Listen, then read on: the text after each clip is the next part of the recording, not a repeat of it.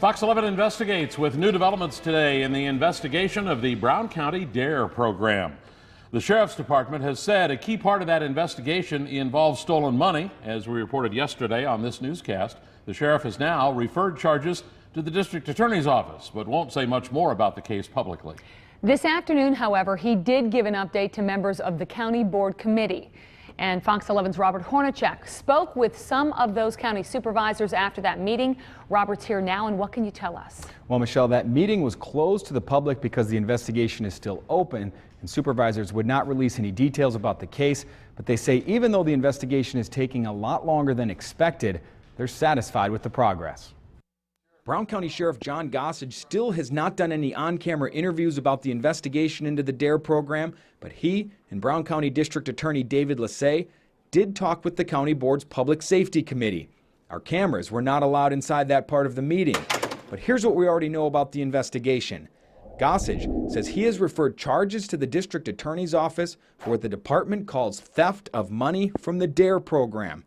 Back in October, the Brown County Sheriff's Department placed longtime DARE officer Kevin Vandenheuvel on administrative suspension as part of what it called a criminal and internal investigation. The department says 2 days after Vandenheuvel was suspended, he resigned. Vandenheuvel was the face of the Brown County DARE program for 20 years. To thousands of fifth graders, he's simply known as Officer Van. Last year, the sheriff told Fox 11 Investigates the investigation began with the DARE parking program, but the investigation broadened. In December, Gossage said investigators were also looking into other areas and other people. The DARE program receives much of its funding from parking cars in the former Kmart lot on Packers game days.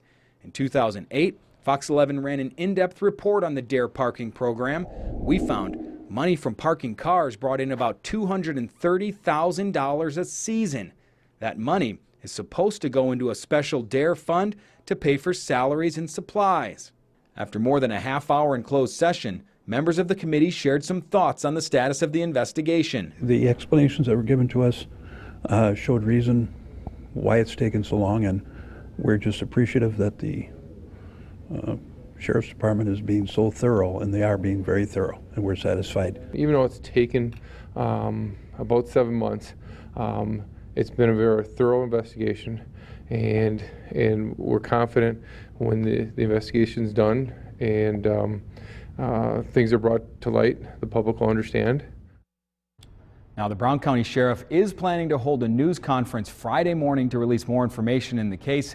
But again, since the investigation has not been completed, the department is not going to release a lot of details. They only plan to talk about the procedures used for the DARE parking program.